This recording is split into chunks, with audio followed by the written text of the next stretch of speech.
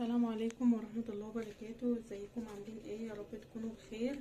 الرنجة الجميلة بتاعتنا وصلت معانا اهي، بسم الله ما شاء الله. شايفين حجمها قد ايه؟ اللهم بارك، جميلة جدا. طبعا احنا مش بنجيب غير الرنجة البطروخ المخرز.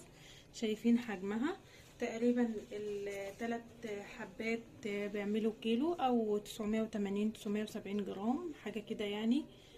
شايفين الحجم؟ اللهم بارك.